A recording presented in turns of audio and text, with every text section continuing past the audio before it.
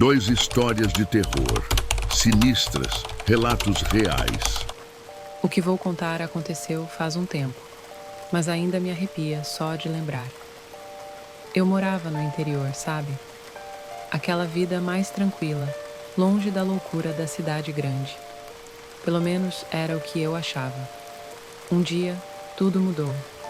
O que aconteceu comigo? Nem consigo colocar em palavras o tamanho da dor, da humilhação.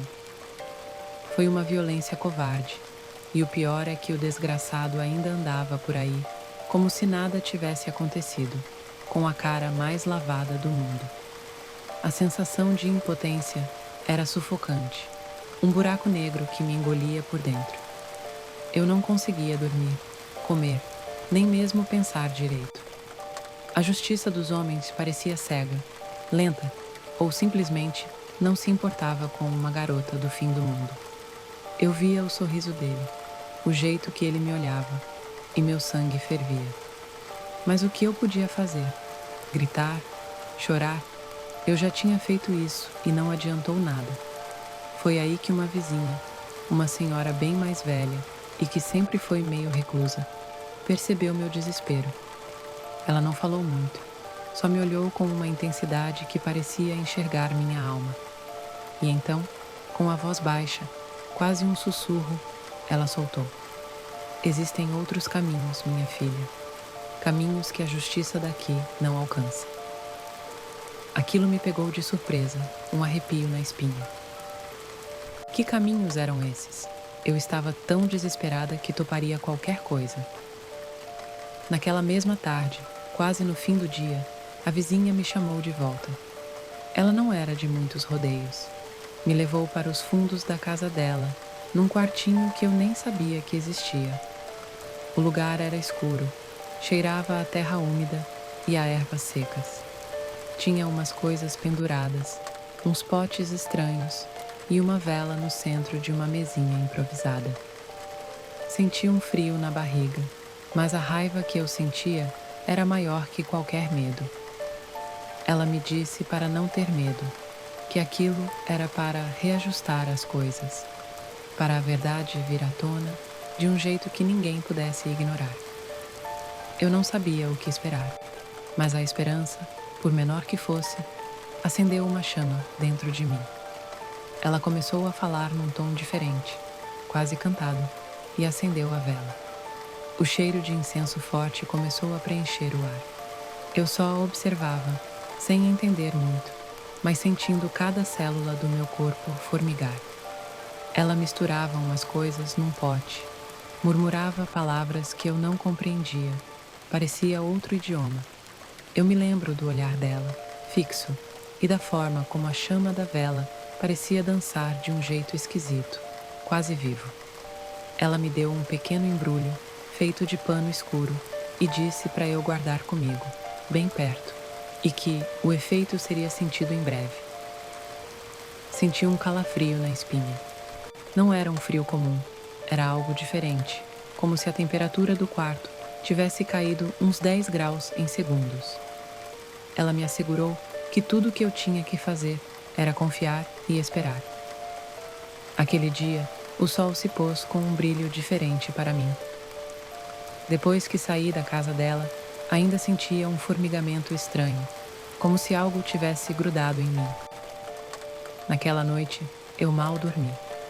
A cabeça ficava repassando tudo, e a esperança se misturava com um medo que eu não sabia de onde vinha.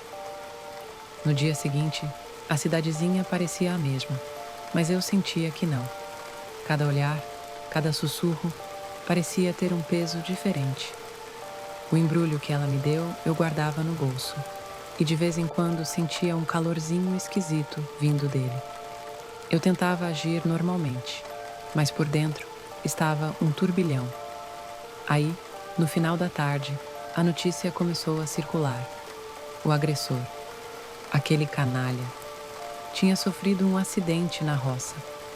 Caído num lugar de difícil acesso, todo se contorcendo, gritando de dor, e ninguém conseguia chegar perto dele.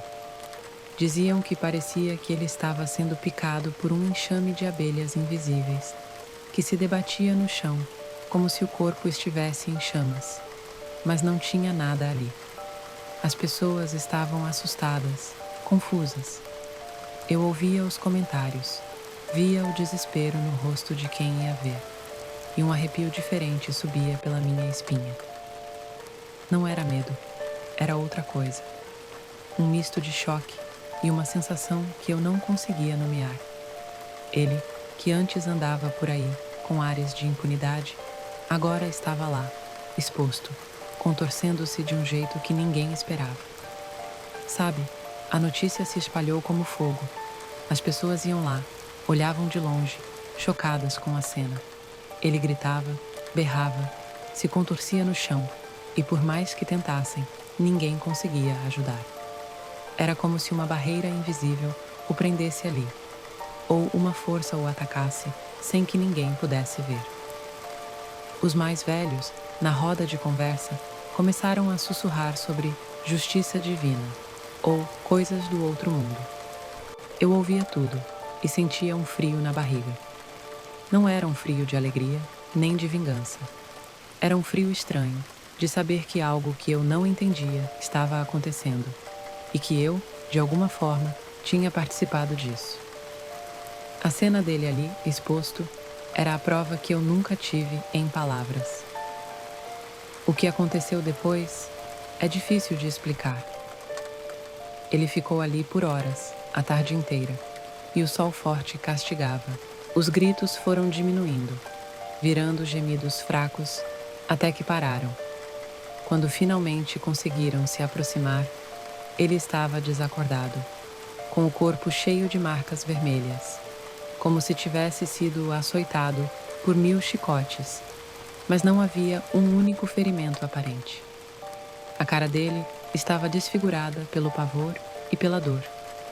Levaram ele para o hospital na cidade, mas ninguém conseguia explicar o que tinha acontecido. Os médicos estavam perdidos, sem saber o que fazer ou qual tratamento dar. A sensação de que algo muito maior que a compreensão humana tinha agido era palpável. Eu não disse nada a ninguém sobre o que a vizinha tinha feito, mas sentia um peso, uma espécie de responsabilidade, ou talvez um assombro. Nunca mais vi o agressor depois daquele dia. Ouvi dizer que ele não se recuperou totalmente. Ficou com sequelas, tanto físicas quanto sabe-se lá o que mais. A vida dele nunca mais foi a mesma. E a minha também não. Eu saí de lá depois de um tempo. Mudei de cidade. Não conseguia mais viver naquele lugar, com aquela memória me rondando. O olhar das pessoas, mesmo que ninguém falasse nada, parecia saber de alguma coisa, ou pelo menos desconfiar. E a vizinha? Ela só me olhava com uma paz estranha, como se soubesse que tudo estava exatamente onde deveria estar. Nunca mais toquei no assunto com ela, nem ela comigo. Era um pacto silencioso. Até hoje, quando penso nisso, um arrepio me percorre. Foi uma justiça, sim, mas de um tipo que eu nunca imaginei que existisse. Algo que transcende a lei, a lógica e até mesmo o bom senso. Eu não sei o que aconteceu naquele dia, o que a vizinha fez, ou o que realmente atacou aquele homem. Mas sei que funcionou. E essa incerteza, essa sensação de que existem forças agindo nas sombras, é o que me assombra até hoje. É como se eu tivesse tido um vislumbre de um outro lado do mundo, um lado que a gente nem imagina que existe, e que pode ser tão assustador quanto libertador. E até hoje, eu não consigo explicar o que aconteceu. Só sei que aconteceu. Poxa, galera, nem sei por onde começar a contar isso. Faz uns bons anos, mas até hoje, quando paro pra pensar, o ar gela e sinto um nó na garganta. Era tipo a 5ª série, sabe? Aquela época que a gente só se preocupava com o dever de casa e brincar na rua. Mas aí, chegou o Otávio na nossa turma e, cara, tudo mudou de um jeito que ninguém esperava. Ele não era barulhento, nem bagunceiro, muito pelo contrário. Era um garoto super na dele, calado, quase invisível. Mas o jeito que ele ficava parado, olhando pro nada ou pra gente, dava um arrepio na espinha que não passava. Lembro de um dia em especial, a gente estava na aula de artes e o professor pediu para desenhar algo que a gente gostasse. Todo mundo desenhando carrinho, casinha, bicho e o Otávio. Ele estava desenhando uma coisa que, na boa, me deu um embrulho no estômago. Eram umas figuras esquisitas, meio humanas, meio sombras, com os olhos vazios. Ele rabiscava aquilo com uma intensidade que parecia que estava vivendo o desenho. E o silêncio dele, misturado com aquele desenho, criava uma atmosfera tão pesada na sala que até a professora, que era super alto astral, parecia meio desconfortável. Aquilo não era só um desenho infantil, era algo que vinha de um lugar muito estranho. Tava tudo normal, até que um dia, durante o recreio, a gente estava jogando bola e o Otávio estava lá, sentado sozinho, de novo. A gente se aproximou, não sei bem porquê, talvez curiosidade ou só para ver se ele ia falar alguma coisa. Aí um dos meus amigos, o Léo, que era mais atrevido, perguntou para ele: Otávio, por que você nunca brinca com a gente? A resposta dele foi num tom de voz tão baixo que a gente teve que se inclinar para ouvir. Mas o que ele disse? Cara, aquilo me assombra até hoje. Ele falou sem tirar os olhos do chão. É que tem gente que não dorme, e esses ficam acordados para ver as coisas que a gente não vê. Nenhum de nós entendeu direito na hora, mas o jeito que ele falou, com uma seriedade assustadora para uma criança, fez um silêncio pesado cair sobre a gente. O Léo tentou rir, mas o riso dele saiu meio forçado, sabe? O Otávio continuou, ainda sem olhar para nós. E eles não gostam de quem dorme, preferem quem está acordado para fazer companhia. A gente só se olhava com um frio na barriga. Ele não estava falando de bobeira, parecia que estava descrevendo algo que ele realmente sabia. E a partir daquele dia, uma sensação estranha começou a nos seguir, como se a gente tivesse aberto uma porta para algo que não devia. Depois daquela conversa no recreio, as coisas ficaram meio estranhas. Não era só o Otávio, era a gente também. Começamos a ter uns sonhos muito vívidos, ou talvez fossem visões, sei lá. Lembro de uma noite que acordei no meio da madrugada, com o coração disparado. Tinha certeza que tinha alguém parado no canto do meu quarto, só olhando. Não dava para ver direito. Era mais uma sombra, um contorno. Fiquei paralisado, suando frio, sem conseguir piscar. Aquela sensação de estar sendo observado era sufocante. No dia seguinte, fui para a escola e o Léo veio falar comigo. Ele estava pálido, com umas olheiras profundas. Perguntou se eu tinha dormido bem. E antes mesmo que eu pudesse responder, ele disse: Eu sonhei com uma sombra, no meu quarto. Parecia que estava me olhando. Meu sangue gelou. Não tínhamos falado sobre isso antes, mas a gente sabia que era a mesma coisa. O Otávio, por sua vez, continuava na dele, mas o olhar dele parecia que sabia de tudo. Era como se ele tivesse nos avisado e agora a gente estava vivendo o que ele via. Aquela aura perturbadora que ele trazia estava contagiando a gente de um jeito bizarro. Esses episódios começaram a se repetir, não só comigo e com o Léo, mas com outros da turma também. A gente não dormia direito, ficava cansado o tempo todo, e a escola virou um lugar onde a gente só trocava olhares de medo e cochichos sobre as sombras. Era um terror silencioso, sabe? Porque a gente não conseguia explicar para ninguém o que estava acontecendo sem parecer maluco. Os adultos, os pais, os professores, ninguém acreditaria. E o Otávio, ele parecia mais tranquilo do que nunca, quase como se estivesse satisfeito com o que estava acontecendo com a gente, como se fosse um experimento que ele tinha posto em prática. Teve um dia que estávamos na aula de matemática e a professora estava escrevendo na lousa. De repente, a caneta dela caiu e ela se abaixou para pegar. Naquele instante, eu olhei para o Otávio, que estava na minha frente, e ele estava olhando fixamente para a porta da sala. Não era um olhar de quem estava prestando atenção em algo lá fora. Era um olhar de quem estava vendo algo dentro da sala, algo que só ele conseguia ver. E o pânico no rosto dele, por uma fração de segundo, foi real. Ele piscou forte, como se estivesse afastando uma visão, e depois voltou ao seu estado normal, calado. Mas o que ele viu naquele momento, eu não consigo tirar da cabeça. Foi por volta dessa época que o Otávio começou a faltar às aulas. Primeiro, um dia aqui, outro ali. Depois, a ausência dele se tornou mais frequente e a gente já não via ele na escola. Lembro que, no fundo, a gente sentia um alívio, por mais estranho que pareça. Aquela presença silenciosa dele, o jeito que ele olhava, as palavras que ele dizia, tudo isso pairava sobre a gente como uma nuvem escura. Mas, ao mesmo tempo, tinha uma curiosidade, um medo do que tinha acontecido com ele ou por que ele tinha ido embora. Era como se, de alguma forma, ele fosse a chave para entender o que estava rolando com a gente. E o pior é que, mesmo com a saída dele, as sombras não foram embora. Pelo contrário, eu continuava acordando no meio da noite e a sensação de estar sendo observado só aumentava. Era como se o Otávio tivesse deixado um portal aberto, uma porta entre o mundo que a gente conhecia e alguma outra coisa. As noites se tornaram um inferno. Eu mal dormia e o sono que tinha era agitado, cheio de visões distorcidas e uma sensação de que algo estava sempre à espreita, bem perto, mas fora do alcance da minha visão. O medo de dormir era constante e o cansaço virou meu companheiro fiel. Chegou um ponto em que a gente não conseguia mais fingir que estava tudo bem. A gente não falava abertamente sobre o Otávio ou sobre as coisas que a gente via, mas os olhares na sala de aula, o jeito que a gente se encolhia quando ficava escuro, tudo denunciava. Era um peso invisível que carregávamos. Lembro de uma noite em que o pavor foi tão grande que eu juro que ouvi um sussurro bem perto do meu ouvido, como se alguém estivesse ali, me chamando. E a voz não era de criança. Era uma voz arrastada, estranha, que me fez gelar até os ossos. Pulei da cama e liguei a luz.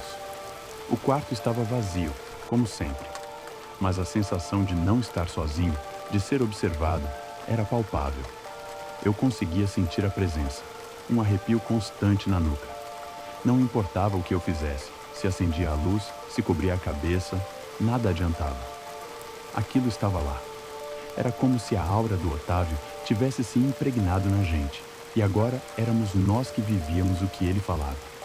E o pior é que não tinha para quem contar. Quem ia acreditar numa história dessas vinda de um bando de crianças? A gente se sentia sozinho, assustado e sem saída.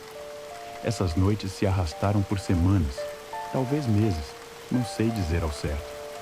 O tempo ficou meio distorcido pra gente. O cansaço era tanto que às vezes eu via coisas de relance durante o dia, sombras em cantos de sala ou o movimento de algo que não estava lá. Comecei a ficar mais isolado, e os outros também. A gente parou de brincar tanto no recreio, e os olhos da gente sempre procuravam algo, como se estivéssemos esperando que a qualquer momento alguma coisa acontecesse, algo que só a gente pudesse ver. E a escola, que antes era um lugar de diversão, se tornou um lugar de constante apreensão. O ápice do que vivenciamos aconteceu um dia de chuva forte. A gente estava na aula, a luz elétrica falhou e a sala ficou escura. Por um segundo, um silêncio pesado caiu. E nesse instante, eu juro por tudo que é mais sagrado, vi nos cantos da sala, nos vãos das janelas, na penumbra, umas formas escuras, com uns olhos que pareciam buracos negros. Não eram como as sombras que eu via no meu quarto. Essas eram mais definidas, mais presentes. E elas pareciam estar se movendo, lentamente, em nossa direção. Meu coração disparou e eu senti um pânico gelado me invadir. Não sei quanto tempo durou, se foram segundos ou uma eternidade. Mas no mesmo instante em que a luz piscou e voltou, as formas sumiram. O silêncio na sala foi cortado pelos murmúrios dos outros alunos, que também pareciam ter visto algo. A professora, que tinha virado de costas para a lousa, perguntou se estava tudo bem, mas a gente mal conseguiu responder. O medo era tão grande que parecia ter colado em cada um de nós. E a partir daquele dia, a gente sabia que o Otávio não tinha inventado nada. Aquelas coisas, os que ficam acordados, eram reais. E o pior é que a gente não sabia como lidar com isso. Depois daquele dia na sala de aula, As visões começaram a diminuir gradativamente, mas a sensação de medo nunca mais foi embora. O Otávio nunca mais voltou para a escola, e ninguém nunca soube o que aconteceu com ele. A gente que viveu aquilo cresceu. Cada um seguiu seu caminho, mas o trauma, a lembrança daquelas noites sem sono e das sombras nos cantos ficou. É algo que a gente não esquece, uma cicatriz na alma. É como se, por um breve período, tivéssemos tido um vislumbre de algo que não devia ser visto, um segredo que o Otávio, de alguma forma, nos mostrou. E até hoje, quando acordo no meio da noite, ainda sinto um arrepio e a pergunta: será que eles ainda estão lá, acordados, observando?